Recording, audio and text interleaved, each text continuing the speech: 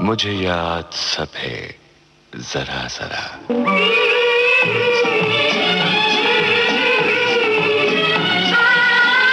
मुझे याद सब है जरा जरा, मुझे याद सब है जरा जरा, वो लम्हा लम्हा साथ है, मुझे याद सब है जरा जरा।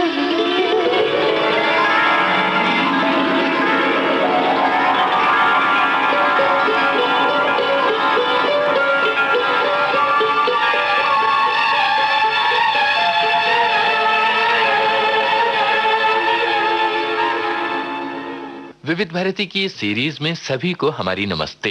दोस्तों, हमें वो दिन बहुत याद आते हैं जब बचपन में दादी नानी के मुंह से हम कहानियां सुन के सपनों में खो जाया करते थे। तो आज हमने सोचा कि अपने आज के मेहमान से आपको मिलवाने से पहले क्यों ना एक कहानी सुनवाई जाए। तो सुने।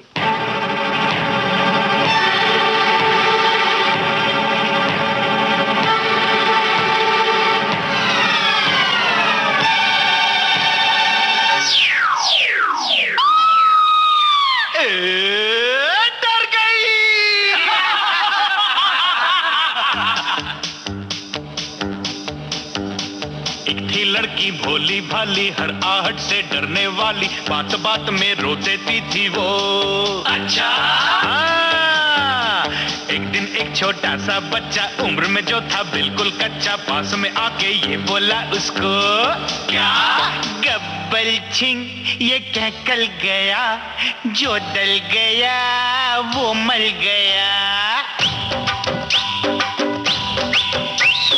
गब्बर सिंह ये कह कर गया, जो डर गया वो मर गया। गब्बर सिंह ये कह कर गया, जो डर गया वो मर गया। नादान बच्चा हंसी खेल में कौड़ी गजब की देकर गया। अरे नादान बच्चा हंसी खेल में कौड़ी गजब की देकर गया। दोस्तों, इस कहानी से ये शिक्षा मिलती है कि जो डर गया सो मर गया। हमारे आज के मेहमान संघर्षों से डरे नहीं, बल्कि लगातार संघर्ष करके उन्होंने अपना एक खास मकाम बनाया है। ये कहानी, मेरा मतलब है ये गाना, उन्हीं की एक फिल्म से था और इस फिल्म का नाम था 100 डेज। इसी तरह इन्होंने कई फिल्में बनाई हैं, जिनमें से कुछ खास फिल्मों के नाम आपको बता दें: युग पुरुष, दलाल, अग्निसाक्षी और गुलाम-ए-मुस्तफा वगैरह। तो मिलिए सुप्रसिद्ध फिल्म निर्देशक पार्थो घोष से। इनसे बातचीत कर रहे हैं अरुण शेखर। पार्थो जी, विविध भारती के स्टूडियो में आपका बहुत बहुत स्वागत है। विविध भारती का सभी श्रोताओं और अरुण शेखर जी को पार्थो घोष की नमस्कार। जी नमस्कार। आज हम बात करेंगे उस बचपन की जो इस समय हमारे श्रोता सुन रहे हैं। वो भी इससे दो चार हो रहे हैं इस दोपहर से। उस अपनी यादों में कुछ जाकर बताइए कि क्या था, कैसी थी वो आपकी मई जून की दोपहर आपके स्कूल के समय की।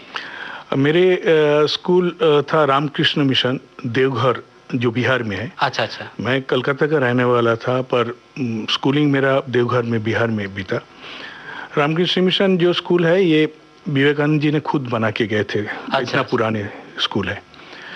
तो स्कूल उस समय में जब बिहार में गर्मी बहुत होते हैं और हम लोग जब भी बाहर जाते थे, मतलब अपने रूम से, तो गामछे को भिगा के सर पे लगा के, क्योंकि वो इतने गर्मी हवा आते थे।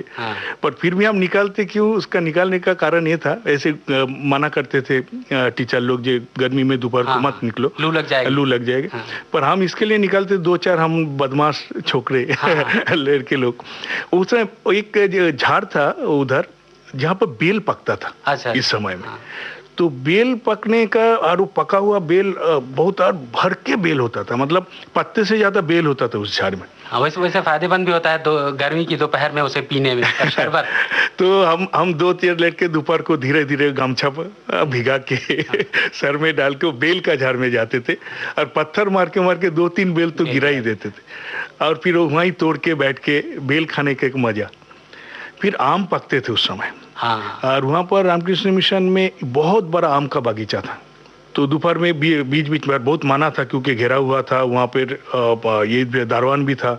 हाँ। ये कोई अंदर जाके नहीं कर, पर हम तो जब जाना है तो जाना ही है। कैसे छुप छुप के अंदर जाना और जाके वो आम चुरा के लाना, वो एक अलग मजा है। आम तो मिलते थे, खाने के लिए देते ही थे वो लोग। उसके लिए कभी पकड़ लिया उसने, दरबार ने पिटाई एक बार ऐसे हुआ, जे आम तो ले लिए और तब तक दारवान ने चिल्लाया तो हमने सब भागे। अभी ख्याल नहीं था कि बीच में वो गोबर काफी जमा करके रखे थे, मतलब वो सार के लिए। हाँ। जैसे एक गड्ढा खोद। अच्छा। और उस गड्ढे में गिर गए पूरा। तब तक दारोगान भी आ गए, बहुत मार तो नहीं पड़ा, पर तब तक, क्योंकि वो गोबर में क्या होता है, वो जैसे चूड़ा वाली बोलते हैं ना, मतलब क्विक सैंड जो डूब जाता है। अच्छा, वो हालत, बालू धंस जाते हैं उस तरह, क्योंकि वो नीचे तो नरम है, जमीन नहीं है। हाँ। गड्ढा खोदा हुआ था। तो कैसे भी खींच खाच के तो मुझे उठाया, और फिर पूरा गोबर का बास पूरा शरीर में। फिर स्नान वान कराया, पर टीचर ने बोला देखो तुम लोग इतना बार मना किया है, एक तो इतना गर्मी, ऊपर से तुम लोग को आम चाहिए, बोला हम लोग आम तो देते हैं ना। हाँ। खाने के लिए मिल रहा है, पर उनको मालूम नहीं चोरी करके खाने का जो मजा है और अपने तोड़ के खाने का जो मजा है, वो अलग ही मजा है। वो ऐसे डिश में दिया हुआ आम का मजा नहीं। उसकी अलग मिठास होती है। अलग मिठास चोरी करके, अमरूद और आम दोनों किसी न किसी के आंगन में होते हैं। आंगन बहुत मजा आता है। स्कूलिंग के बाद आप कॉलेज में कहाँ पर आए? मैंने कॉलेज में टेक्सटाइल टेक्नोलॉजी कॉलेज था, बहरमपुर मुर्शिदाबाद बोल के एक जगह है, बहुत फेमस जगह है। हाँ। क्योंकि मुर्शिदाबाद का राजा थे, और वहाँ पर काफी बड़े पुराने सब पैलेस है। अच्छा। उसी का पास बहरमपुर है, और गंगा भी वहाँ से गया है, मुर्शिदाबाद का से पास किया है। तो फिर तो बड़े हो गए तब। हाँ। भाई कॉलेज में, और गर्मी में फिर क्या करे, हमारे वहाँ वो बहुत अच्छे बहरमपुर में वो ताड़ी बहुत मिलता था। अच्छा। वो और वो ठंडा भी होता था। हाँ, है। तो सब हम लोग कभी कभी 2-4 लेके जाते थे उस खेती में, यहाँ पर खजूर का झाड़ लगे हुए है। हाँ, उसमें मटकी मटके, तो मटके उतार के लेके आते थे एकदम ताजा। तो वो भी तो उड़ाता होगा नहीं, पकड़ लेते थे? नहीं, वो तो हम लोग तो पैसे दे के लेते थे। अच्छा। पर जाना पड़ता था गर्मी में। हाँ। वहां तक पहुंचना पड़ता था, और बाद में वो पूरा हंडी देते था, जैसे हाथ दोनों लेके हम लोग। हाँ, जैसे नल का पानी पीते हैं, चुल्लू बना के हम लोग पीते थे तारी। अब वो ठंडा होता था बॉडी के लिए, बहुत ठंडा भी होता था। और बीच बीच में हम लोग जाते थे गंगा का किनारे।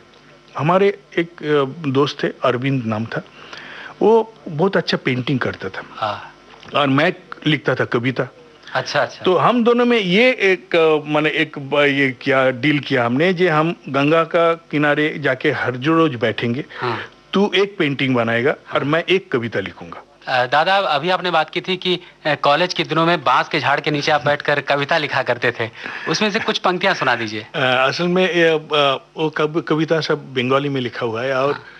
उसका करीब 25 साल का ऊपर। हाँ, वो समय गुजर गए। हाँ। अगर मुझे मालूम होता है आप मुझे कविता पढ़ने के लिए कहेंगे। हाँ। तो मैं एक कविता तो जरूर साथ में लेके आता था, या याद करके आता था। कुछ भाव बता दीजिए उसके। ना, भाव तो ऐसे था, जे मैं जितने कविताएं मेरे लिखे वो सभी प्यार से जुड़े हुए चीजें थे। अच्छा। और टैगोर का मैंने बहुत मतलब पढ़े भी हैं, और बहुत बड़ा मैं उनका एक शिष्य हूँ। या अच्छा। तो रवींद्रनाथ टैगोर का एक इन्फ्लुएंस मेरे अंदर बहुत था उस समय। अच्छा दादा, उस समय जब कॉलेज के दौरान आपने बहुत फिल्में देखी, आप कहते हैं दिन में 2-2 शो देखते थे। हाँ, 2-2 शो देखते। उस समय आपने 1-2 फिल्में जो देखी हो, उनका कोई ऐसा गीत जिसकी छाप आप मन पर लेकर लौटे हो और गुनगुनाते हुए लौट आए घर, रात भर गुनगुनाए हो? हाँ, ये तो है। मैंने कहा भी है, जो मेरे जिंदगी का कई अच्छे फिल्म का अंदर सत्यकाम था, सत्यकाम। हाँ। एक सफर था राजेश खन्ना जी का, सिंह जी। सफर का कोई सफर का एक गाना मुझे बहुत अच्छा आज भी लगता है। मतलब जब भी होता है तो वो गाना मैं जरूर। खूबसूरत है सारे गाने, लेकिन आप क्या सुनाना चाहेंगे? एक गाना मैं मेरे अच्छा आवाज में जो उतना अच्छा नहीं लगेगा। हाँ। पर फिर भी मैं सुना देता हूँ। जीवन से भरी तेरी आंखें मजबूर करे जीने के लिए, जीने के लिए तेरी आंखें। तस्वीर बनाए क्या कोई लिखे तुझ पे कविता,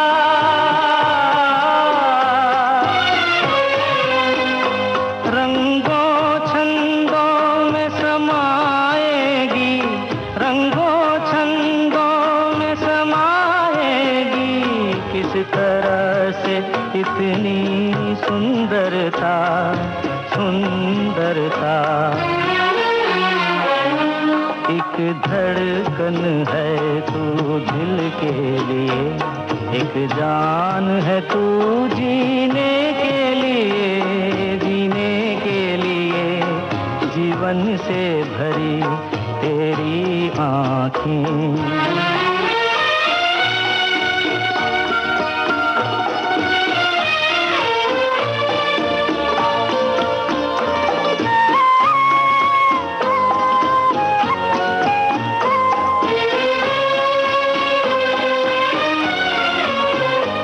मधुबन की सुगंध है सांसों में, बाहों में कमल की कोमलता,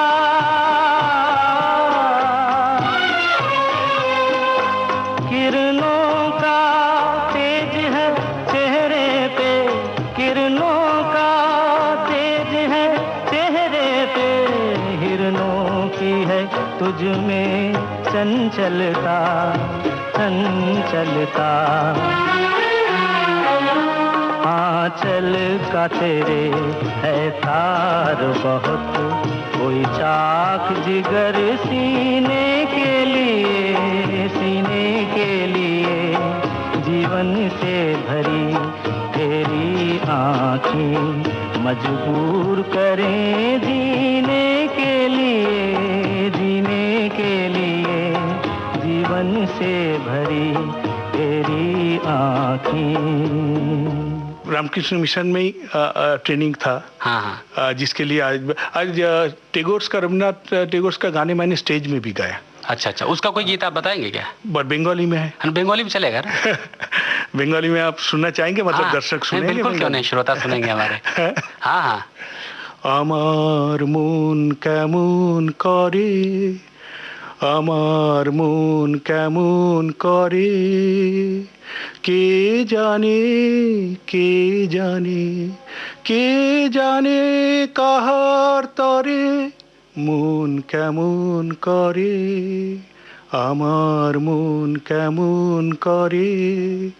टैगोर ने इस हिंदी का बातें ये बोले, हाँ। जो किसी के लिए मेरा मन याद करता है, पता नहीं वो कौन है, जिसके लिए मेरे मन बार बार उसको पता नहीं कौन है, पता नहीं कौन है, कहाँ पर है वो, हाँ। पर उसके लिए मेरे मन बेचैन है। हाँ, शायद प्रभु के लिए समर्पित किया हो शायद। हाँ। तो मैं बहुत गाता था, अच्छा गाते थे मैं उस समय, काफी, वो भी काफी समय पहले का बात। अच्छा, वो कॉलेज का समय हुआ, कॉलेज के समय आप आ गए इस बम्बई शहर में, फिल्म नगरी में। हाँ, 1972 सितंबर में आ गए। तो सबसे पहले आपको क्या लगा, किससे मिलना चाहिए, उनको मैं असिस्ट करूं या उनके जैसे फिल्म बनाऊं? पहले तो ये सबसे बड़ी बात था, ये शहर जो पहली बार आया एक सूटकेस लेके मैंने, हाँ। मुझे शहर में आके लगा इसमें किसी को मैं जानता नहीं हूँ, हाँ। कोई मेरा रिलेटिव नहीं है। हाँ। मैंने तो आ गया इतने बड़े शहर में, अभी करे क्या, पहले तो यहाँ पर रोजी रोटी के लिए पहले अच्छा। तलाश करे। हाँ। तो हमारे जो टेक्सटाइल का सीनियर स्टूडेंट्स थे, हमने एक लॉज था, दया लॉज बोल के, जो एकदम शिवाजी पार्क का मोड़ पे जहाँ कोहिनूर का रिटेल शॉप है, हाँ। उसका पीछे वो दया लॉज था। अच्छा। उसका एड्रेस हमको मिला था, सीनियर स्टूडेंट लोग वहाँ काफी हमारे कॉलेज की, हाँ। वहाँ पर ठहरे हुए रहते थे। तो हमने पहले दया लॉज में चल गया।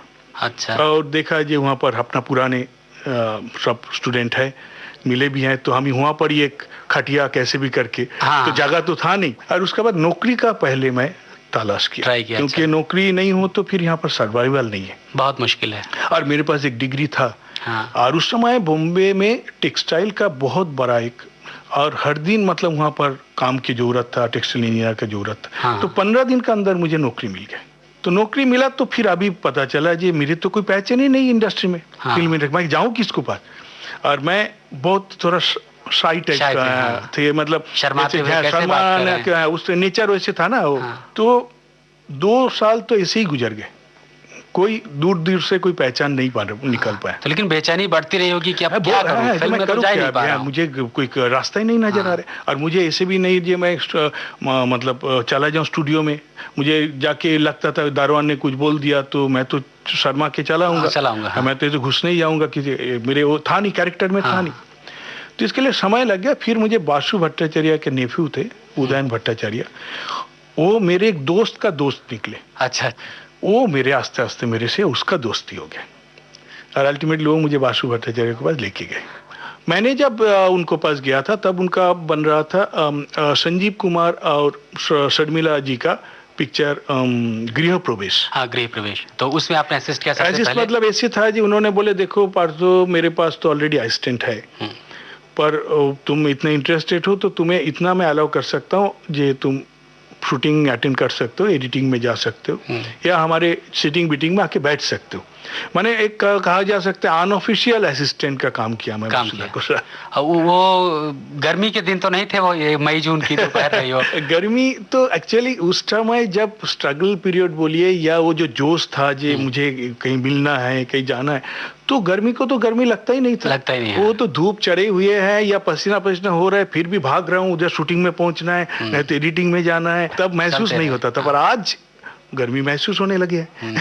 आज लगता अरे बाप रे इतना गर्मी है बाहर। पर उस समय वो महसूस नहीं होता था, ये कुछ करना है, कैसे करूं, कर पाऊंगा कि नहीं, मौका मिलेगा कि नहीं। और डायरेक्शन ऐसे एक चीज है वो आप दिखा नहीं सकते हो ना। हाँ, दिखा नहीं सकते। एक एक्टर उसका फोटोग्राफ दिखा सकता है, मैं बहुत खूबसूरत हूँ, एक्टिंग करके दिखा सकते। एक सिंगर गा के दिखा सकता है, देखिए मैं कितना अच्छा गाता हूँ। पर डायरेक्टर क्या दिखाएगा जब तक वो फिल्म नहीं बनाएगा। तब तक दिखाने के लिए उसको बस कुछ नहीं है। विविध भारती से इस समय आप सुन रहे हैं मुझे याद सब है जरा जरा।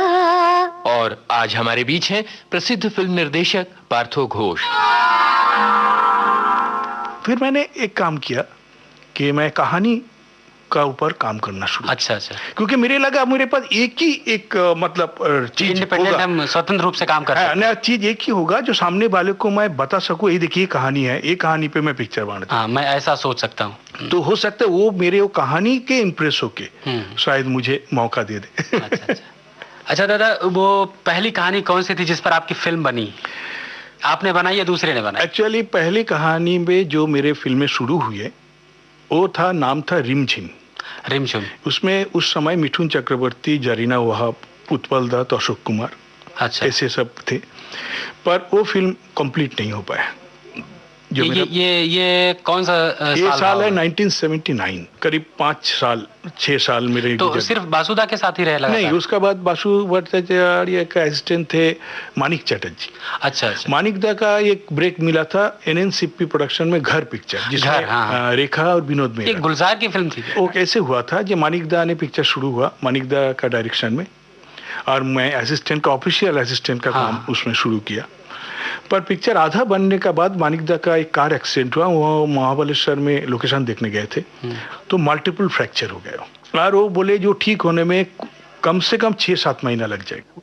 उस समय रेखा का डेट थे, और बड़ी मुश्किल से वो पिक्चर काफी देर शुरू हुआ था रेखा का डेट एडजस्ट करके।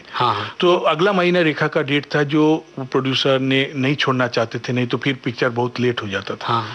तो फिर वो डिसाइड किया मानिक दा को बात करके ये कौन ऐसे डायरेक्टर होगा जो इस पिक्चर को कंप्लीट कर सके। अच्छा। तब गुलजार साहब को बुलाया गया, क्योंकि गुलजार साहब भी बासु भट्टाचार्य इन लोग का ग्रुप में ही सब एक ही ग्रुप में सब लोग थे। पर नाम मानिक दा का ही रहा। 50% पिक्चर मानिक दा बना चुके थे तब। अच्छा। और गुलजार जी को साथ असिस्टेंट हम लोग रह गए, क्योंकि गुलजार जी बोले जो असिस्टेंट सब जानते हैं, मैं नए मेरे असिस्टेंट लेके, तो फिर वो लोग एकदम नया हो जाएगा, पूरा पिक्चर आधा बन चुका है। तो हम लोग असिस्ट किया गुलजार जी। घर फिल्म में बहुत अच्छे गाने थे। गाने में गुलजार साहब तो खैर नो डाउट बहुत ही बेहतरीन गाने लिखते हैं। बहुत गुलजार साहब का लिखा हुआ गाना था। हाँ। आजकल पाँव मेरे जमीन पर नहीं पड़ते। बड़ी खूबसूरत गाना है।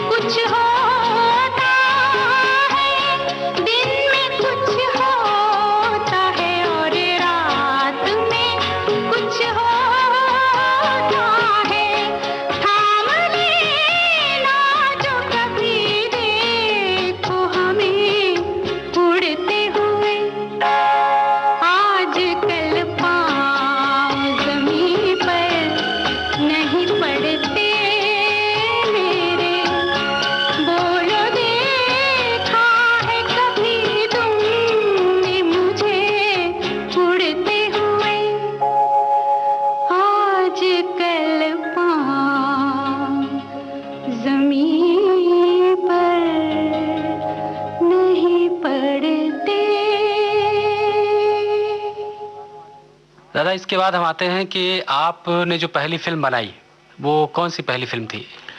उसका बाद मेरे रिमझिम बंद होने से मेरे एक बहुत बड़ा कि एक डायरेक्टर का फिल्म जब अटक जाते हैं क्योंकि वो फाइनेंशियल प्रॉब्लम के लिए वो पिक्चर रुक गए थे, तो मुझे एक बहुत ही एक संघर्ष का आने पड़ा। और उस समय जो काम में मैंने हाथ दिया, जो भी नया प्रोजेक्ट आए या जो भी कोई भी अल्टीमेट शेप नहीं ले पाए। अच्छा। स्ट्रगल ऐसे शुरू हो गया है जी, ऐसे लगा जी फिर मैं शायद कुछ कर नहीं पाऊंगा। हाँ। अच्छा, उस समय मैं नौकरी छोड़ा नहीं था, नौकरी मैं रखा था क्योंकि अच्छा सर्वाइवल था ही नहीं। बट असिस्टेंट है तो उस समय भी नौकरी करते थे हम। छुट्टी लेके आते थे मुझे, और फिर उनको वो लोग हेल्प भी करता था मुझे, पर कोई भी चीजें और शुरू नहीं हो पाया। ऐसे करके 7 साल, करीब 7-8 साल निकल गए। अच्छा, नौकरी काफी दिन की आपने? नौकरी में 14 साल किया है। 14 साल। उसका बाद मुझे एक छोटे फिल्म का ऑफर है जो तेरे बिना क्या जीना नाम की। तेरे बिना क्या जीना, जिसमें शेखर सुमन आज के जो टीवी में काफी बड़े स्टार है, वो हीरो था। मुनमुन सेन उस टाइम आए थे नए, वो हीरोइन थी। सतीश शाह था, वो भी अभी टीवी में काफी पॉपुलर है। वो फिल्म कंप्लीट हुआ। ये किस सन की बात है? ये रिलीज हुआ 1988 का बात है। तो वो पिक्चर लोग नोटिस में नहीं लाया। अच्छा। पर उसमें से मुझे फायदा हुआ जो वो पिक्चर का मैं दिखाया था प्राणलाल मेहता, जो काफी बड़े प्रोड्यूसर थे, बहुत बड़े, उनको वो पिक्चर में दिखाया था और उनको फिल्म अच्छे लगे थे। इसके अलावा आपने दादा जैकी श्रॉफ और नाना पाटेकर के साथ बहुत काम किया। नाना पाटेकर के साथ 3 पिक्चर एक साथ, एक का बाद एक। हाँ। और जैकी को साथ मुझे लगता है 6-7 पिक्चर। 6-7 नाना पाटेकर के साथ कैसा आपका संबंध रहा? नाना को साथ हमारे बहुत ही अपने तरीके से एक दोस्ती हो गए। नहीं, कहते हैं कि उनको समझना, उनको हैंडल करना बहुत मुश्किल काम है। नहीं, वो क्या है, वो एक बार उसको जब दोस्ती हो जाते फिर उसको साथ कोई प्रॉब्लम ही नहीं है। फिर वो कोई चीज में कुछ बात ही नहीं करता और उसको एक बार विश्वास हो जाते हैं जो सामने वाले वो अपने काम जानते हैं, तो फिर वो कभी भी डिस्टर्ब करते नहीं। और उसको साथ ऐसे दोस्ती हो गया था, मतलब वो सारा दिन में तो 10 बार फोन, और खाना कुछ बनाया, खुद का खाना बनाने का बहुत शौकीन था, मैं खाना खाने का शौकीन था। तो खाना बनाए तो पार्थ तू आ जा, तू कहाँ बैठा है, क्यों नहीं आ रहा है, तेरे लिए मैं ये बना रहा हूँ, वो बना। लेकिन सबसे अच्छा क्या बनाते नाना पाटेकर? वो कुछ जैसे कीमा बहुत अच्छा बनाता था। अच्छा। कीमा पोटा होता था ना, चिकन का एक पोर्शन है। अच्छा। लीवर और ये बहुत अच्छे बनाते थे। नॉनवेज बनाते थे। खिचड़ी बनाते थे। अरे खिचड़ी। और उसको मुझे खिला के उसका बहुत खुशी होता। अच्छा, संतुष्टि मिलती है। बोलते तू खाता है ना, मुझे बहुत अच्छा लगता है, तू दिल से खाता है। वो खाने अच्छे बनाते हैं और वो बहुत मेहनत करके बनाता था। अच्छा है, बहुत दिल से, मतलब जितनी मेहनत वो फिल्मों में करते हैं, बहुत मेहनत करते। वो मतलब सचमुच वो एक बहुत अच्छा आर्टिस्ट तो है। ये तो उसने दिखाई दिया। बिल्कुल थिएटर से आए हैं और मेहनत की, और बहुत ही डाउन टू अर्थ आदमी। उसका जिंदगी में कोई रिक्वायरमेंट ही नहीं है। अच्छा, कुछ नहीं चाहिए उसको। अगर बोलो तो महीना 2 महीनों घर उसका अपना वो छोटे से फ्लैट के अंदर रह जाएगा, बाहर नहीं आएगा। कपड़े का कोई शौक नहीं, कोई खाने का शौक नहीं, ना कहीं जाने का शौक है, ना होटल में जाने का शौक है, ना बाहर घूमने का शौक है।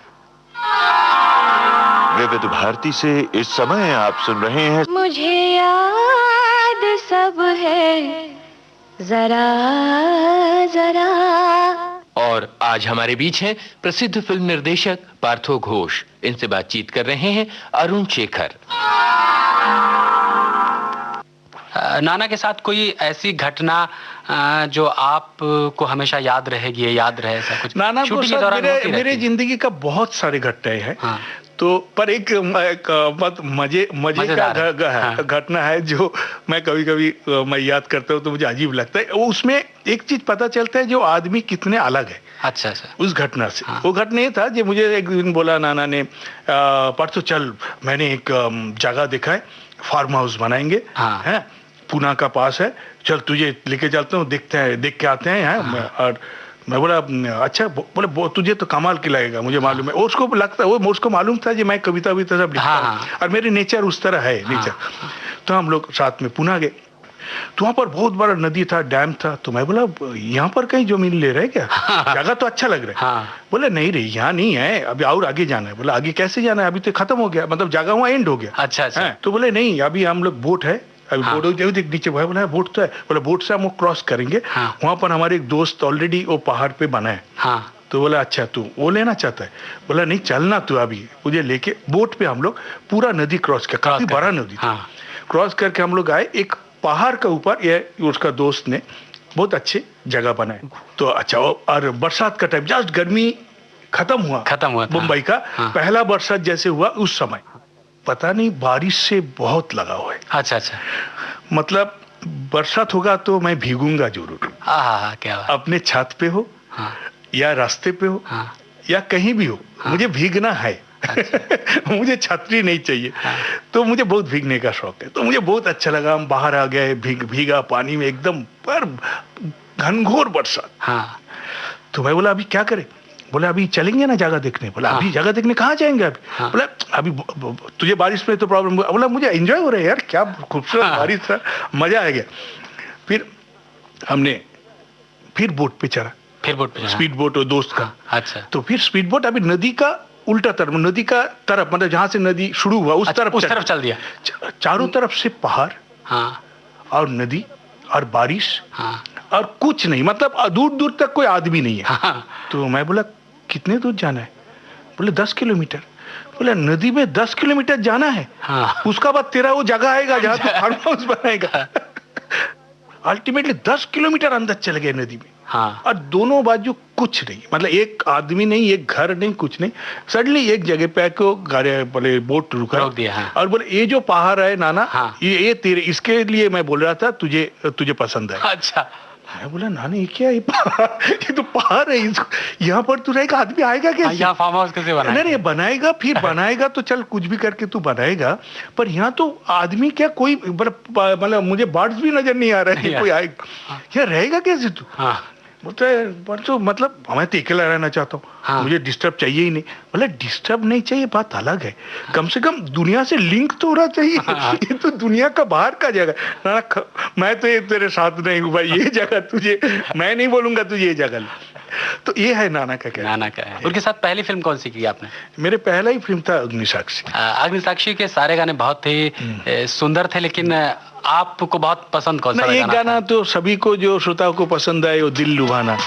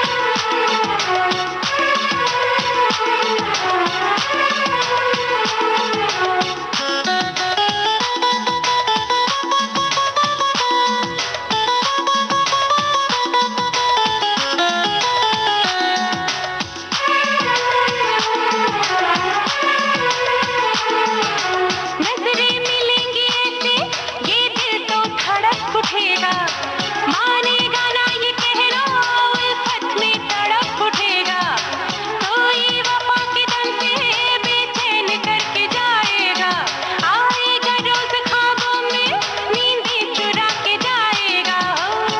कितना मुश्किल है देखो इस दुनिया में दिल लुभाना, ओ यारा दिल लुभाना, ओ यारा दिल लुभाना, ओ यारा दिल लुभाना। कितना मुश्किल है देखो इस दुनिया में दिल लगाना, ओ यारा दिल लगाना, ओ यारा दिल लगाना, ओ यारा दिल लगाना। इकरार करना मुश्किल है, इनकार करना मुश्किल है, महबूब से मोहब्बत का इजहार करना मुश्किल है। कितना मुश्किल है देखो इस दुनिया में दिल लगाना, ओ यारा दिल लगाना, ओ यारा दिल लगाना, ओ यारा दिल लगाना, ओ यारा दिल लगाना, ओ यारा दिल लगाना, ओ यारा दिल लगाना, ओ यारा दिल लगाना।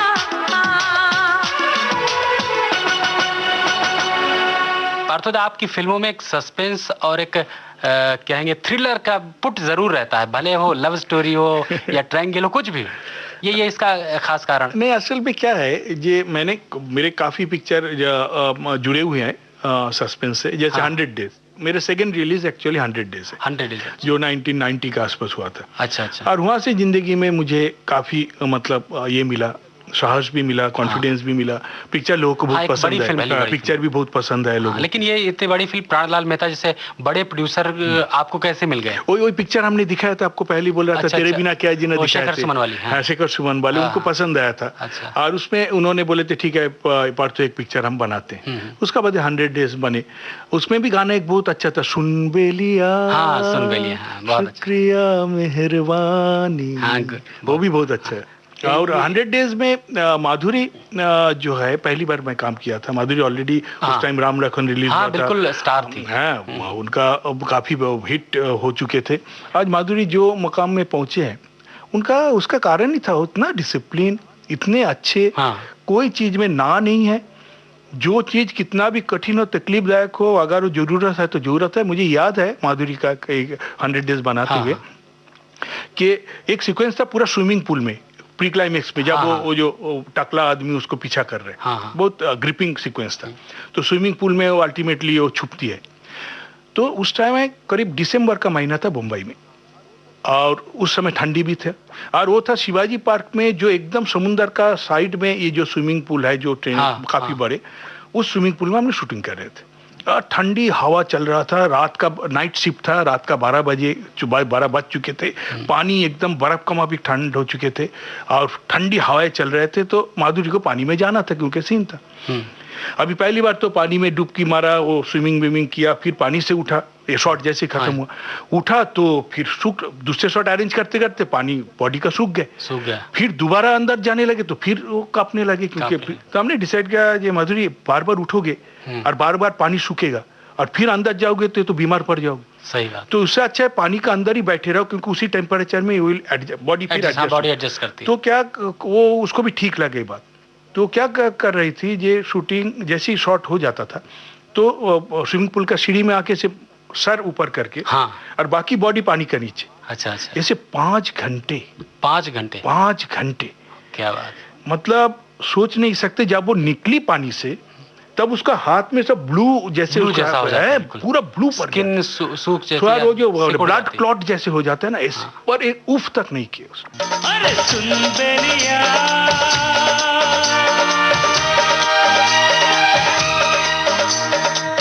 शुक्रिया मेहरबानी,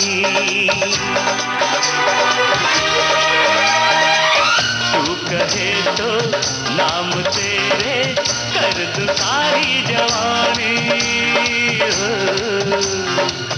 तू कहे तो नाम तेरे कर दूं सारी जवानी।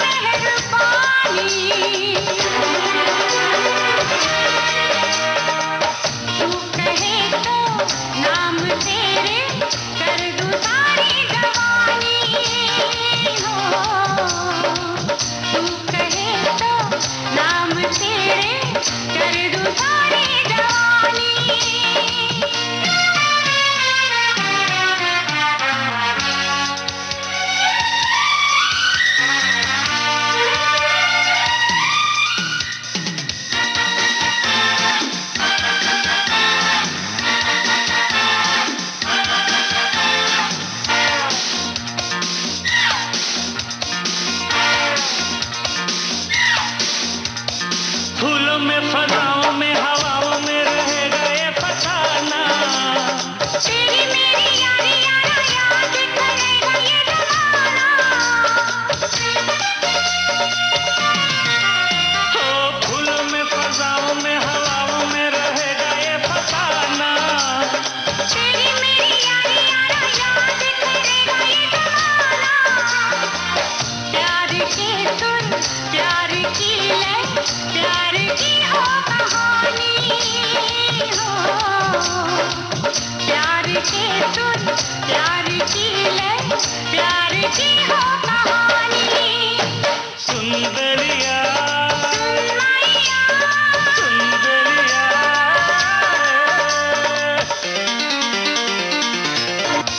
शाम सवेरे मेरे होठों पे है तेरा ही तराना। मैं हूँ दीवानी मेरा दिल भी है तेरा ही दीवाना। हो शाम सवेरे मेरे होठों पे है तेरा ही तराना। मैं हूँ दीवानी मेरा दिल भी है तेरा ही दीवाना। जो किसी ने दी नहीं हो दे मुझे वो निशानी हो। जो किसी ने दी नहीं हो दे मुझे वो निशानी। सुंदरिया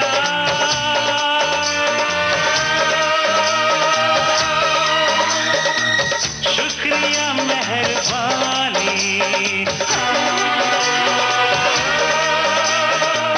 तू कहे तो नाम तेरे कर दूं सारी जवानी।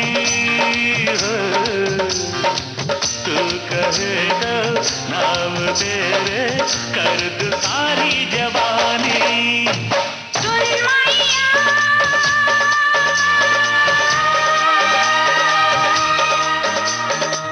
शुक्रिया मेहरबानी।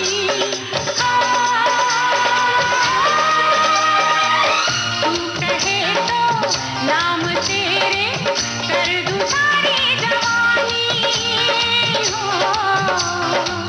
तू कहे तो नाम तेरे कर दूं सारी जवानी। इसके अलावा एक और स्टार आपके साथ हमेशा रहे, जैकी श्रॉफ। हाँ जैकी। उनके साथ कोई बहुत बढ़िया घटना आपकी हो जो हमारे श्रोताओं को आप बताना चाहेंगे? मतलब जैकी इतने अच्छे आदमी है ना। हाँ। दोस्त जैसे और कैजुअल, उसको कहीं भी बैठा दो बैठ जाएगा, कुछ भी खाना दो खा लेगा। अच्छा, मतलब जैसे कोई उसको कुछ चीज का ये नहीं है जो हमको ये चाहिए, कोई स्टार वाली बात नहीं, स्टार वाली यही बात चाहिए नहीं। मुझे। और वो ऐसे भी आज जितना दर्शक ने जैकी से मिला होगा, ऑडियंस हमारे, वो भी फील करेगा। कोई भी हमारे गेस्ट आते हैं, हाँ। आज आज आज फोटो खींच ले, अच्छा, सबको बुला बुला के ले फोटो खिंचा देंगे, साथ में बैठ के हंसेगा। मतलब वो इतने घुल मिल का आदमी। और मैं खुशनसीब हूँ जो जैकी जैसे एक दोस्त हमारे साथ इतने सालों से। उसका कारण ये भी है, ये 100 डेज का क्लाइमेक्स जब चल रहा था, हाँ।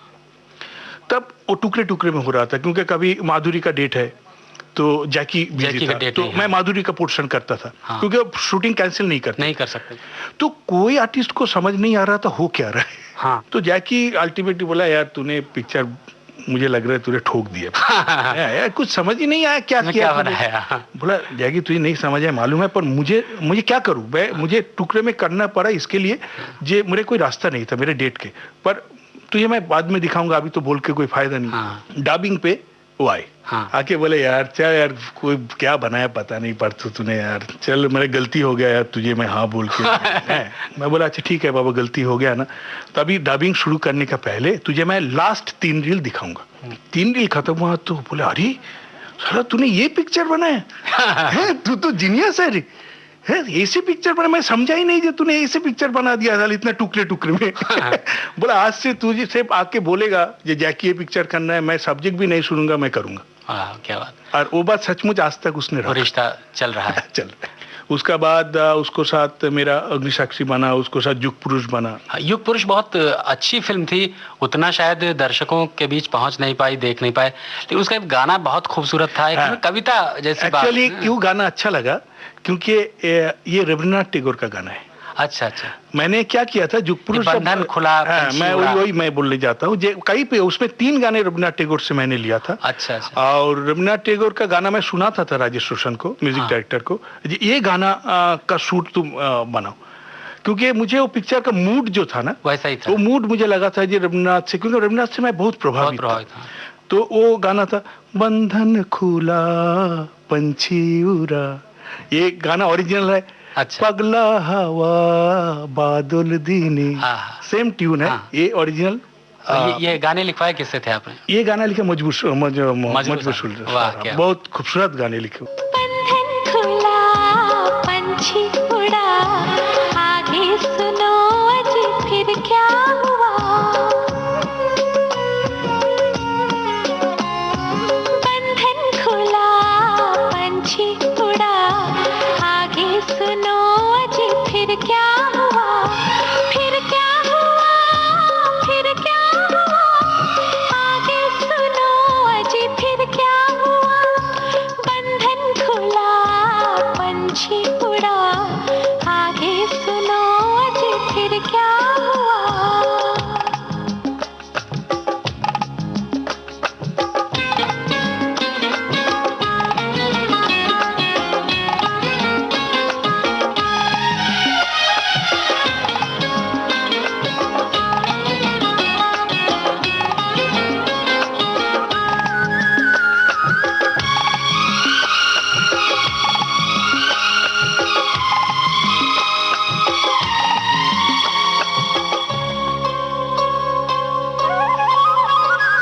फिर यूं हुआ छुट्टी जाल से, प्यासी हिरनिया मिली ताल से।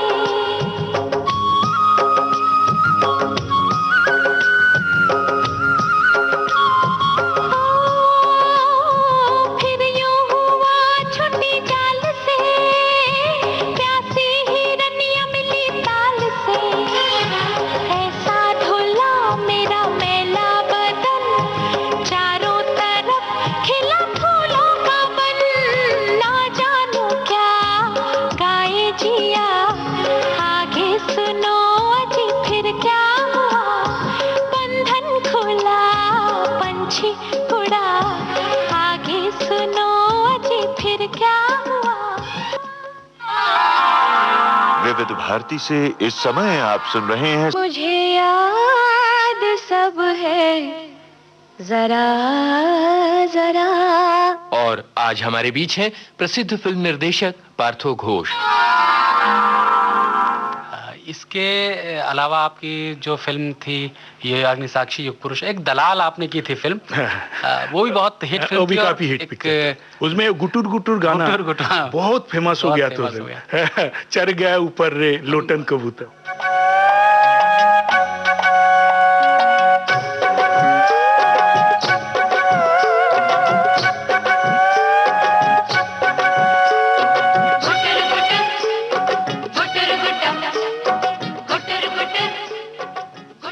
उसके बाद गीत बोल के एक पिक्चर रिलीज हुआ था, दिव्या भारती। हाँ दिव्या भारती। प्रकाश मेहरा जी से आपका कैसे ये 100 डेज के बाद उन्होंने बुलाया या आप गए कि मैं?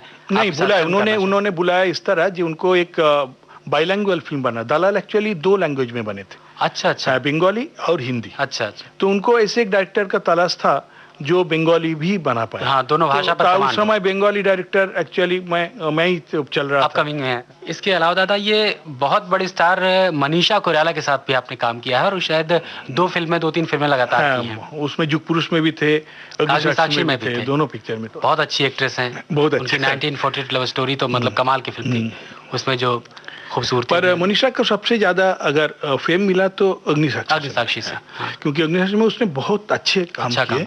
और मैं उसको मन्नू बोल के बुलाता हूँ, मन्नू। और वो बहुत प्यारा लड़की है, काम भी बहुत अच्छी करती है और खुश रहती थी। सेट पे भी हंसी मजाक ये वो गप्पे हल्ले सब, मतलब ऐसे नहीं लगता था माहौल में जो कोई शूटिंग हो रहा है, बहुत कुछ सीरियस कुछ हो रहा है, पिकनिक जैसे बहुत हम लोग एंजॉय करते थे। अभी क्या चल रहा है आपका? मेरे गुलाम मुस्तफा भी गुलाम मुस्तफा काफी बड़ा कैनवस था। लोगों को कैनवास था, अच्छे भी लगा था लोगों को वो पिक्चर। रवीना का उस पिक्चर से लगा था जी रवीना बहुत अच्छा काम कर सकती है। अच्छा काम किया। और उसके बाद आप देखिए इस समय उनकी फिल्में जो दमन और अलग तरह की अलग धारा की फिल्में आ रही हैं। तो उसी समय वो बीज जो था वो गुलाम मुस्तफा से शुरू हुआ था रवीना का, जो बहुत अच्छे काम कर सकती है। तो उनके साथ कुछ ऐसा इंसिडेंट है, वैसी कोई घटना बताएं जो जिससे लगता था कि मतलब आपको भी लगा और लोगों को भी, नहीं एक अच्छी आर्टिस्ट है, एक दूसरे धारा की। नहीं, जैसे वो एक बहुत अच्छे सीन है जिसमें रवीना हंसते हंसते रोना शुरू करता है, जो माँ का डेथ हो चुका है। बहुत खूबसूरत सीन है और वो काफ़ी हमने वो सीन को ज़्यादा शॉट्स में डिवाइड नहीं किया, हम एक ही शॉट को रखते हैं उसको। उसमें वो बहुत ही मेहनत किया और उसमें मुझे लगता है कम से कम हम लोग को करीब 15-20 शॉट टेक लेना पड़ा उसको। और वो हर टेक में वो कोशिश कर रहा था और अच्छा हो। और अच्छा। बाद में तो ऐसी सिचुएशन हो गया था जे वो ग्लिसरीन भी लगाना छोड़ दिया था और वो बोलते बोलते खुद ही रो पड़ती थी। पर गुलाम मुस्तफा देख के लोग ये समझ गया था कि रवीना का अंदर एक लंबे काम करने का और वो अच्छे काम करने का कैपेसिटी है। कहानी का जो चयन होता है आपका, एक अलग तरह की आपकी फिल्में होती है जिसमें थोड़ा मैं कोशिश करता हूँ जो मुझे इंस्पायर करे, जो सब्जेक्ट में मुझे कुछ नया बातें लगे, नयापन, वही मैं मुझे हाथ लगाता हूँ। भले ही वो मुझे मालूम नहीं कितना सक्सेसफुल होगा या नहीं होगा ऑडियंस के पास, वो तो मुझे मालूम नहीं होगा। मतलब वाकई हटकर होता है, मैं कोशिश करता हूँ हटकर जो नहीं बना जैसे पिक्चर वैसे कुछ बनाऊं। मतलब अभी मेरे 2 पिक्चर अभी फ्लोर पे है, खत्म होने वाले हैं। एक मस्ताना नाम है, मस्ताना, जिसमें गोविंदा है, अच्छा, महिमा चौधरी और जैकी आफिर से है। अच्छा। मस्ताना क्या मतलब जैसे नाम है और गोविंदा की जो एक लेवल लगा है, क्या कॉमेडी फिल्म है? इसमें लोग को पहला हाफ में तो जो गोविंदा को देखा है वही दिखाई देगा। अच्छा है, कॉमेडी वामेडी, हल्ला गुल्ला और मजा। पहले हाफ में गोविंदा का टच, फिर सेकंड हाफ इतना सीरियस नोट पे चले जाते हैं, आपका टच आ जाता है, मेरे टच आ जाता है। दूसरा पिक्चर है पंची में है मनोज वाजपेयी, बहुत अच्छा आर्टिस्ट है अगेन। अच्छा, मेरे हर टाइम होता है जो आर्टिस्ट से काम करता हूँ वो फिर रिपीट हो जाता है। फिर महिमा चौधरी फिर रिपीट हो गया यहाँ पर। अच्छा।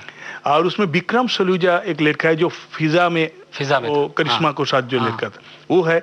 समिता सेठी है जो मोहब्बतें में जो मेन इसमें था, उदय चोपड़ा को साथ था। और शरद कपूर है। ये पांचों का अंदर एक कहानी है, ये भी थोड़ा थ्रिलर। और गोविंदा के साथ आपका एक्सपीरियंस कैसा? नॉर्मली लोग कहते हैं कि वो लेट आने का मतलब अगला दिन का भी कोई प्रोड्यूसर को इंतजार करना पड़ता है। बात है ये घटना तो जो है फैक्ट है। अच्छा, वो थोड़ा समय पे उतना बंदिश नहीं है उसको। पर वो क्या करते हैं, वो आने का बाद जो समय भी हमारे पास है, अच्छा, इतने मतलब दिल से और इतने हंसा के और मतलब वो काम करके चले। अच्छा, आपको जो इतनी देर हुई है इंतजार करा वो लगता है वो ऐसा देता नहीं, आके फिर वो यार दादा सॉरी यार चलो काम करते हैं, क्या सीन है वो, मतलब पूरा मूड को मतलब जो सब वेटिंग का जो एक मायूसी था रहता है, वो मायूसी को आते ही जैसे एक खुशी का एक माहौल बना देता है। अच्छा। और अल्टीमेटली लोग काम करके ही जाता है। अच्छा दादा, आप भी बंगाली हैं और मिथुन चक्रवर्ती, सीधी बात वहीं से, उनके साथ बहुत कम काम, आई थिंक यही काम नहीं, मैं मिथुन को साथ, मेरे पहला पिक्चर था जो रुक गया था। हाँ एग्जैक्टली। उसका बाद मैंने 3 पिक्चर बनाए, दलाल, तीसरा कौन बनाया, और उसमें मुझे एक खुशी हुआ तीसरा कौन बनाती है जी, वो उनका प्रोड्यूसर था एनएनसीपी। और एनएनसीपी का पिक्चर था घर। मतलब जो प्रोड्यूसर का पिक्चर में मैं असिस्टेंट था, क्लैप मारता था, उसने आपको वो प्रोड्यूसर में मैं डायरेक्टर बन के पिक्चर बनाया। ये मेरे सबसे एक दिल का खुशी था। मतलब उसके बाद एक जीवन युद्ध बनाया मैंने, ये भी मिठुन को साथ बनाया था, वो भी बाइलिंगुअल था, हिंदी एंड बंगाली। उसमें राखी थी और जयप्रदा था। अच्छा, पुतुल अग्निहोत्री आए थे नया वो थे। फिर ममता कुलकर्णी थी। अच्छा, इस तरह से। अब मिथुन के साथ ऐसा कोई इंसिडेंट, ऐसी कोई घटना जो आपको याद हो या उसको बताती हो कि वो भी एक बड़े कलाकार हैं, उनका रामकृष्ण परमहंस का जो रोल किया बहुत अच्छे कमाल। और उस समय मैं था भी, वो मैसूर में थे, मैं उससे मिलने भी गया था, तो मैंने खुद उसका वो गेटअप करते हुए देखा। वो तो बहुत ही अच्छा आर्टिस्ट है, उसको बोलने के लिए कोई बात, बहुत मजेदार घटना उसके साथ कोई, मतलब मजेदार इन द सेंस, मिठुन को साथ तो मैं शुरू रिमझिम जब था, एक्चुअली स्ट्रगल पीरियड में मैं और मिठुन दोस्त थे, जब वो मतलब इधर उधर घूम रहा था तब से दोस्ती हमारे। अच्छा। पहली बार जो उसका जब फ्लैट लिया वो बांद्रा में, मुझे याद है जब मैं परसों चल मैंने फ्लैट लिया हूँ। हाँ। और वो चाबी लेके हम लोग अंदर घुरे, खाली फ्लैट, कुछ नहीं। अच्छा। मतलब एकदम नया फ्लैट जो पोजीशन लिया, फिर एक चादर बिछाया हमने। हाँ। मैं बोला आज सेलिब्रेट किया जाए। सेलिब्रेट तो ऐसे रिलेशन, मतलब दो एक साथ में सोना खाना पीना एक साथ। शायद अभी तक भी आपका रिश्ता होगा ही। हाँ, बहुत, जब भी अभी मिलते हैं, कभी भी हम लोग कलकत्ता में। लेकिन यहाँ नहीं आते बॉम्बे, और बॉम्बे में करीब करीब काफी सालों से नहीं आ रहे। हाँ। और मुझे मुलाकात ज्यादा होता है कलकत्ता में होता है, या कभी ऊटी में मैं जाता हूँ या मैड्रास में जाता हूँ। तो हम लोग बैठते हैं, काफी बात, क्या चल रहा है, क्या हो रहा है, तू क्या कर रहा है, तू क्या कर रहा है। तो वही कि जितने बड़े आर्टिस्ट हैं उसके साथ उनकी बहुत अच्छी फिल्म जो आपको लगी हो मिथुन की, उनको लगा हो कि इसमें मिथुन ने कमाल काम किया है। उसका वो पिक्चर भी अच्छे थे जो केसी बुकाडिया ने बनाया थे, जिसे प्यार झुकता नहीं, उसका गाना भी बहुत अच्छा था। बहुत अच्छा था वो फिल्म भी उसका, उसके मिथुन को एक्चुअली पहचान मिला उस पिक्चर से, देखा जाए तो उससे काफी फायदा हुआ। तुमसे मिलकर ना जाने क्यों, तुमसे मिलकर ना जाने क्यों, और भी कुछ याद आता है, याद आता है। आज का अपना क्या नहीं है, आज का अपना क्या नहीं है। जन्मों का ये नाता है, ये नाता है। तुमसे मिलकर ना जाने क्यों, तुमसे मिलकर ना जाने क्यों।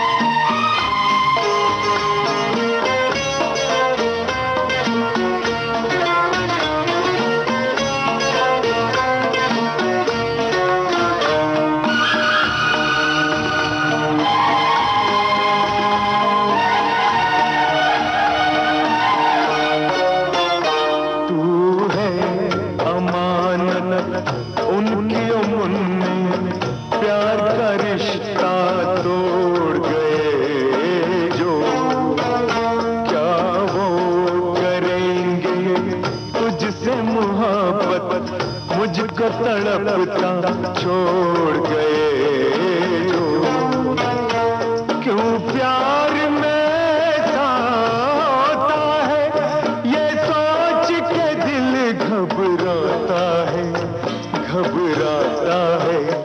तुमसे मिलकर ना जाने क्यों, तुमसे मिलकर ना जाने क्यों। दोस्तों, नामचीन फिल्म निर्देशक पार्थो घोष ने अरुण शेखर से बातचीत करते हुए यादों के पन्ने पलटे और हमें इस मुकाम तक ला पहुंचाया जिस टीम ने ये कार्यक्रम तैयार किया। अब उनके नाम: technical assistance Dilip Kulkarni, post production Usha Mehta, associate presenter Yunus Khan और इस प्रोग्राम के प्रेजेंटर राकेश जोशी और शकुंतला पंडित।